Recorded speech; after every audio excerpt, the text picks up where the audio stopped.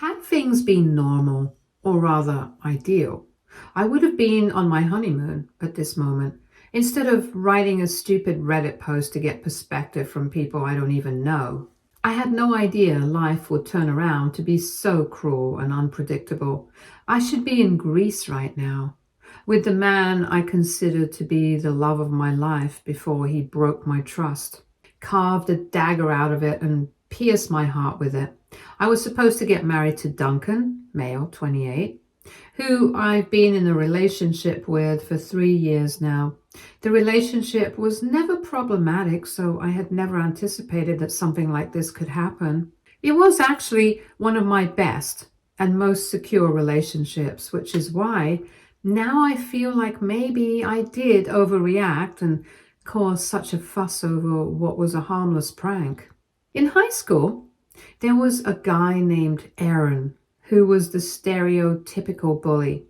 He was good at sports, a little dumb otherwise, and unnecessarily cruel. There was no reason for him to be this wicked and wild. I know there is a general tendency for everyone to look for some sob story and try to whitewash every villain that they come across. Thanks, Disney. But there was absolutely no redeeming quality to Aaron. He was just pathetic, disgusting, and a bonehead. And honestly, with the kind of stunts he used to pull off in school, he should be rotting in some kind of remand home. The problem was that his father was a powerful figure in our city. We come from a small town, so nobody could do jack about him. Everyone in school knew he was a bully, and nobody had the guts to stand up against him, not even the teachers. One day I had had enough and I went to the principal of the school to complain, and he said that he would look into it and do something about it. A month passed and nothing happened. Aaron hadn't stopped, so I knew the principal hadn't done anything. I went to the office again, this time with my dad. My dad forced the principal to make a written complaint so that it was in the school records. I was too young to understand that at the time, but now I do. Dad knew that if we tried to escalate the situation outside the school, the principal could just claim that I had never come to them with a complaint. So Dad ensured that we created a paper trail that couldn't be refuted. Things got serious. Aaron was called to the office and his father was called. The father didn't turn up. He was too busy, you see. On another day, his mother was called, but she didn't turn up. This happened 3 times and no parent came. So ultimately, it just boiled down to the principal giving him a verbal warning that this should not be repeated. And if it did, the school would have to take action against him. Everyone knew that the school wouldn't take any action against him. But most importantly, Aaron knew that nobody could touch him. He was invincible. And that was the moment when the bullying got exponentially worse. Earlier, it was just insults and things, but now it devolved into actual pranks. Like he would tip the guy in the school cafeteria to put a roach in my food. He would lace my usual class seat with gum, and that would stain all my clothes. He was clever about it. He wasn't abusing me either physically or verbally, but had resorted to some mean and twisted kind of mental torture, which was somehow hilarious to everyone else around me. Whenever I tried to create a fuss about it, I was called a prude and a snob, and that I had no funny bone in my body. All in all, the experience was horrible, and even though it was a decade ago, I sometimes still have nightmares from it, and I hate Aaron with every fiber in my being. There is no way that I would ever forgive him, even if he has changed, which the grapevine tells me he has. I don't care. I don't owe him forgiveness, and I am never going to forgive him. Aaron became a part of my past that I buried deep inside me once I left for college. I went out of state, graduated, and have never been in contact with him or in touch with him since. Both of us have a few mutuals on social media, so I would get to see him in a group photo or something once in a while. But that was the extent of it.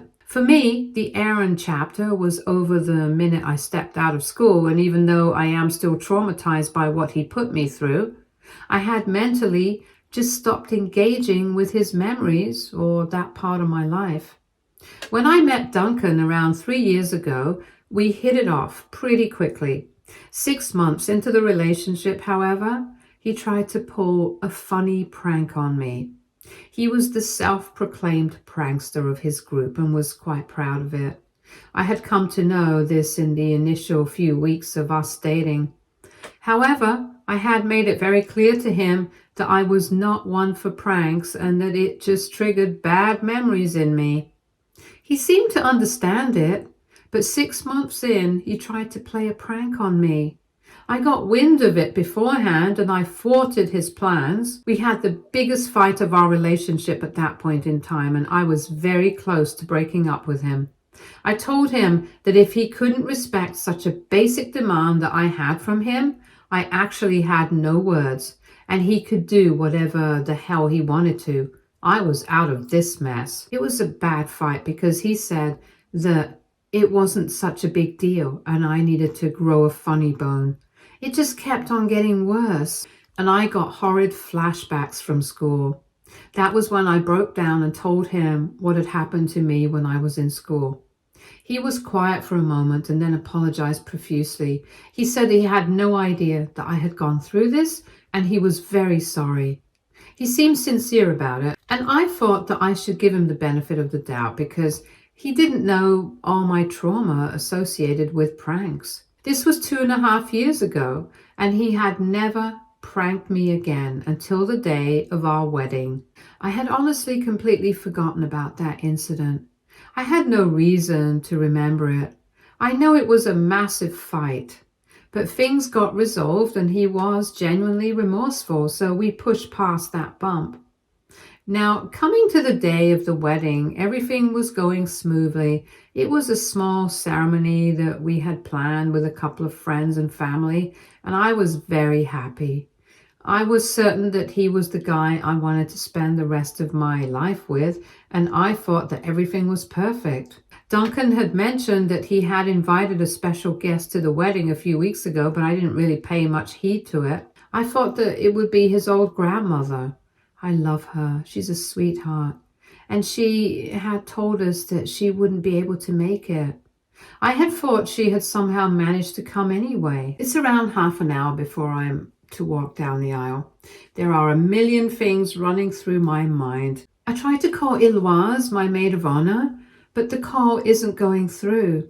I panic a little and calm myself and then call Samantha, a bridesmaid. The same thing. The call isn't going through. I try Neha, another bridesmaid, and it says the same thing. By this point, alarm bells are blaring in my head. I call Jonah, Duncan's best man. He says that he can't see anyone from my wedding party. Essentially, the bridesmaids and my maid of honor. And he was about to call me to check if everything is okay. I asked Mom, who was with me at the time, to call Dad up and find out what was happening. And she comes back all flustered, saying that nobody has any idea where these guys are.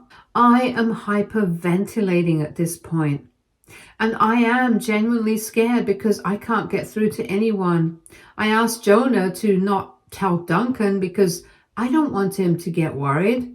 Little did I know that this was his doing all along. I tried to sneak into the wedding hall in order to figure out what the hell is up, and what I see just makes the earth shake from beneath my feet. It was Aaron at the door. I don't remember anything else. I just remember gasping and collapsing on the floor.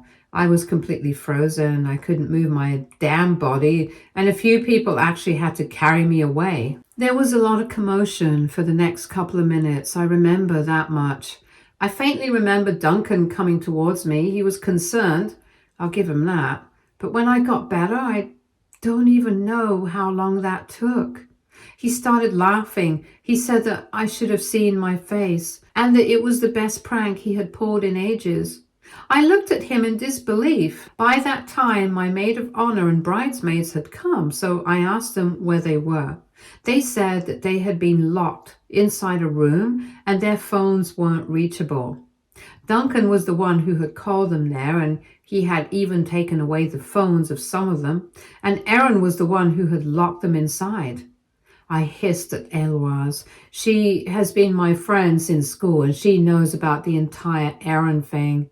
I asked her why he was here, and she said that Erin was the special guest Duncan was talking about. Even at that point, I couldn't get what these guys were saying. So I asked all of them to leave and told Duncan that I wanted to talk to him. He said that we could talk after the ceremony because it was getting late anyway.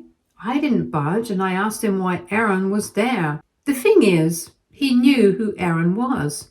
I had shown him photos from school, so it wasn't as though he had no idea who Erin was. Apparently, Erin got a job in the same office building as Duncan, and both of them actually hit it off a few months ago. When Erin found out that I was the one Duncan was engaged to, he was overjoyed. What an absolute moron. Because he thought that since we had a friendly history together, things would be better. I asked Duncan why he encouraged Erin, or even became friends with him, and his response was that Erin had actually told him the truth of the matter. Apparently, Erin's version was that he was not a bully, but rather a jokester, and I used to be very sensitive. That was why Duncan decided that it was best if Erin came to the wedding and we could bury the hatchet. I was too stunned to speak. I don't know what came over me.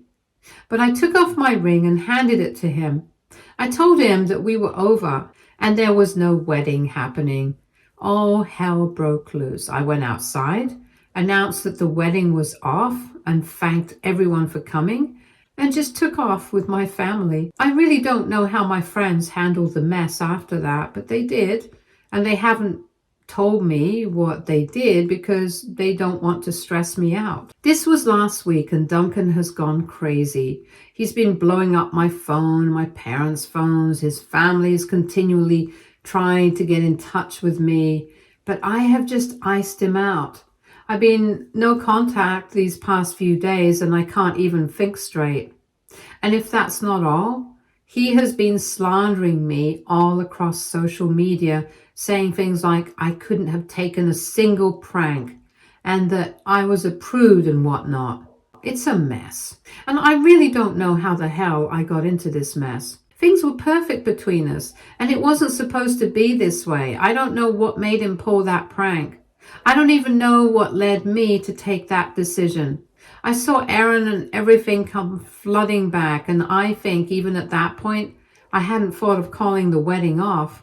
When I heard Duncan's excuse and justification for what he did, I just lost it. I couldn't believe that the man who had known me for so long and whom I had confided in and shared the most traumatic part of my life with had suddenly decided to believe my abuser over me.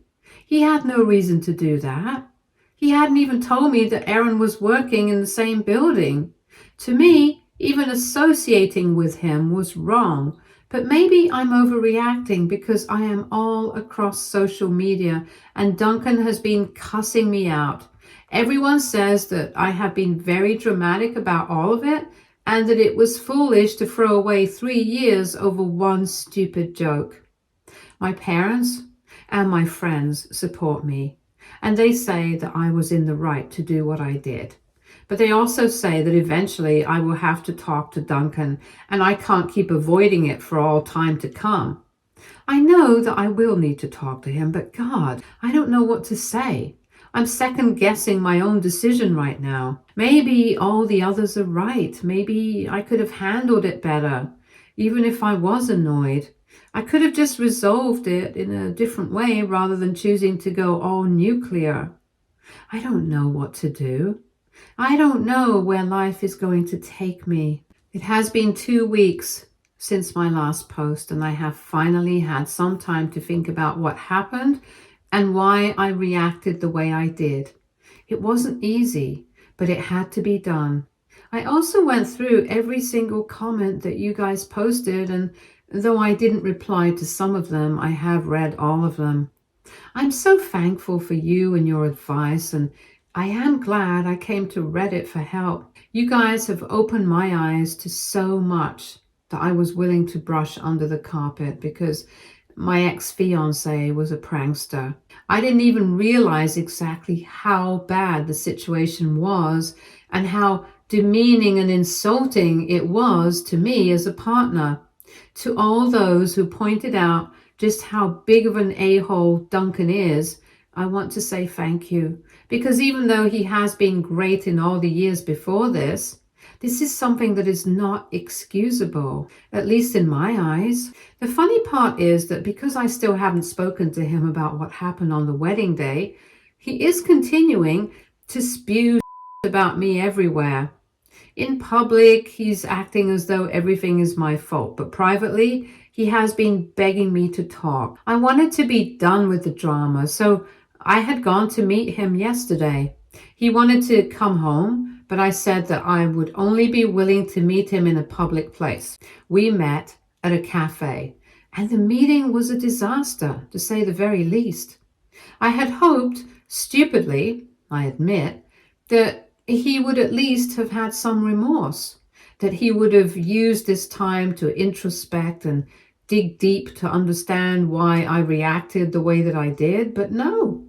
He was his usual cocky self, and I had had enough of it. He started off by saying that I had reacted very poorly and it had shamed him in society. He also said that it wasn't that big of a prank, and it certainly did not warrant such an overreaction. I let him speak to his heart's content and then tore his argument apart bit by bit. I told him the fact that he had even invited Aaron to the wedding was weird as hell. Why would you even think of bringing my abuser to the day that is supposed to be the most special one in my life? He had the audacity to scoff at me and say, "I know how big of an abuser he was, Mel."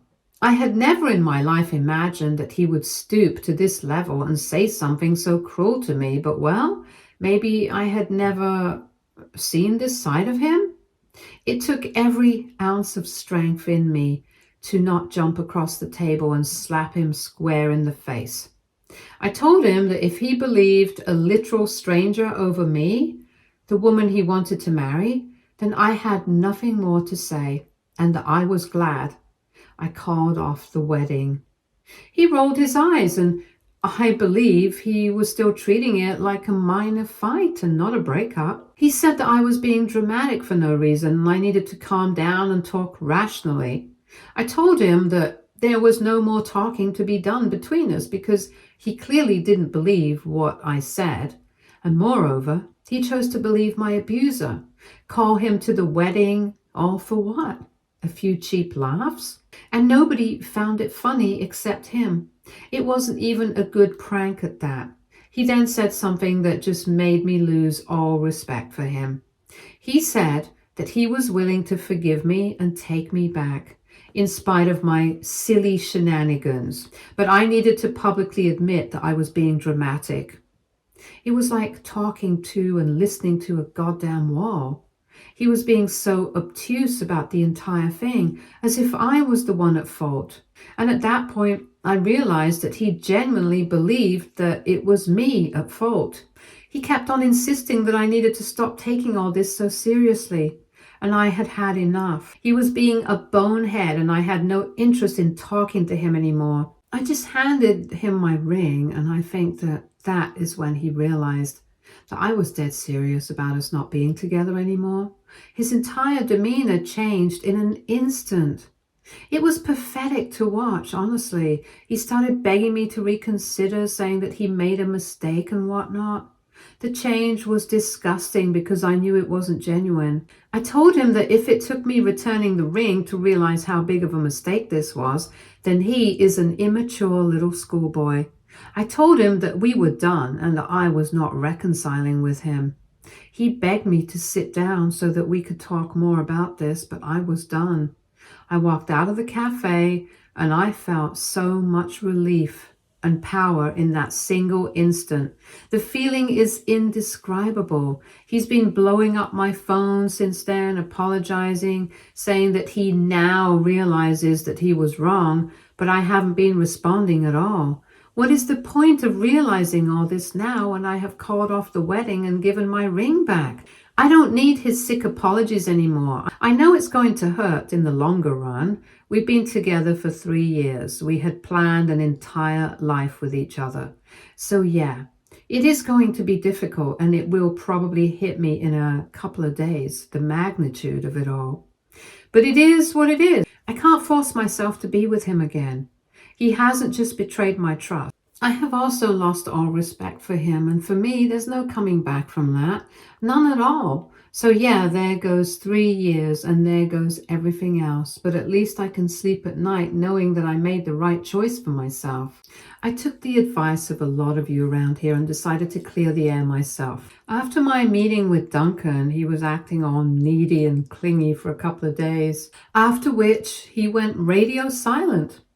I had thought that maybe he had understood that it was over for good between us and good sense had prevailed. I was wrong.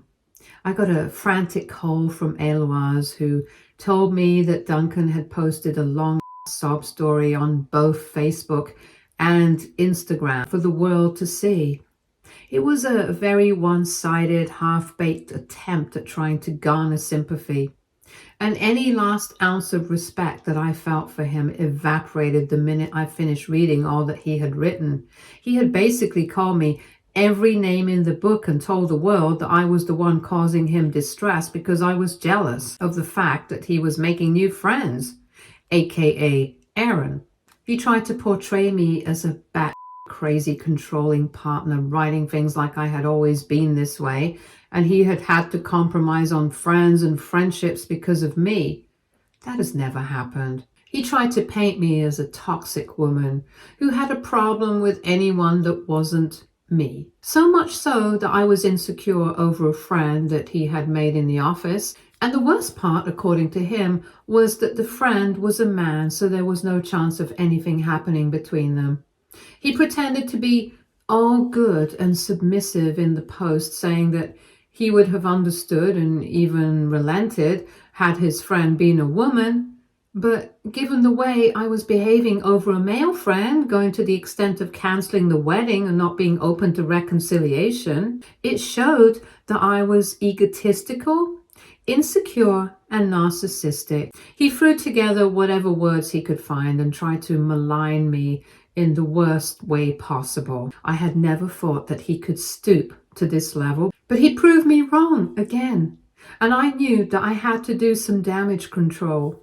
This was getting completely out of hand, and it was time for me to play some offense, or he would just whitewash everything that he had done and become the victim in the entire situation. It took me an entire day to sort out my thoughts and write whatever I did. The text post is too long to copy here, but it didn't really say anything other than what I have already mentioned in my original post. I made sure to include the part where I was bullied by his new friend in school, and that I had told him early on in the relationship that I had an aversion to pranks of this sort. I didn't mince words. I didn't try to be nice about it, but I also did not lie. Every single word that I put out for the world to see was the truth. And that was exactly what was not palatable to Duncan. To say that the post blew up would be an understatement. All the people who were whining over what a bitch I was and consoling and cajoling Duncan were now storming my DMs to apologize and get their act right. I was flooded with texts and calls. Surprisingly, none from Duncan himself. I just got a text from him a day later calling me a stupid bitch, and that was it. I then blocked his numbers because I don't need him in my life anymore, and I certainly don't need any more of this drama. The surprising thing that happened was that his mom reached out to me. I have always liked her. She's been the sensible kind, even though we haven't interacted a lot to be considered close. She told me that she had heard a very different story from Duncan and that she was sorry for not asking me earlier. She said that she had believed her son and that she now realizes that that was a mistake. She apologized on his behalf, and I told her that she didn't have to. Out of all the people that reached out to me, her apology and message seemed the most genuine, and she didn't even have to apologize, if I'm being honest. It wasn't her fault that her grown son was behaving this way. I thankfully haven't had anything from Aaron yet, and I know I won't. If he still had the gall to stand in front of me and play that stupid prank on the day of my wedding, I can make a fairly accurate estimate of how much he would have matured in all these years. 0. The narrative has changed now, and people are boycotting Duncan, both for being an a-hole and for lying about everything, for social media brownie points and sympathy from internet strangers. It's sad how things have turned out for him. It's sad for me too, because the adrenaline rush from all this drama is going to wear off soon. And I am dreading that because that is when I will have to face reality. It's not something that can be avoided, and now I think it's time I rip the band-aid off. It has been a long time now, me swimming and drowning alternatively in this godforsaken mess. It's time I got myself out of it. I owe it to myself and my parents and friends who have stood by me in this entire episode. Thanks to all of you who supported me and made me stand firm on my decision, because I was very close to retracing my steps and going back to Duncan when I had first posted. I am glad I didn't go through with it, and I didn't let him gaslight me into thinking that I was the one overreacting. Hopefully, things will get better from here onwards. I'm going on a trip. Duncan and I had originally planned that we would go for our honeymoon a couple of weeks after the wedding. Well, now this is no honeymoon, but I had spent considerable money on the booking, so I thought, why the hell not? I'm going to go for a solo trip to Southeast Asia. I know it might sound weird to a lot of you, but I need a break. And after being in a relationship for 3 years, I need to restart. And more importantly, rediscover how to do things myself. I have had no contact from him now, which makes me really relieved and also a bit sad, because no matter what happened, I do miss him. Of course, I'm not going to go back to him, but it isn't easy letting go of an attachment that lasted for so long. So I need this trip in order to get back on track and get my mind off things. The situation isn't ideal, but I need to learn how to make the best of it. Stay tuned for more stories from our girl relationships.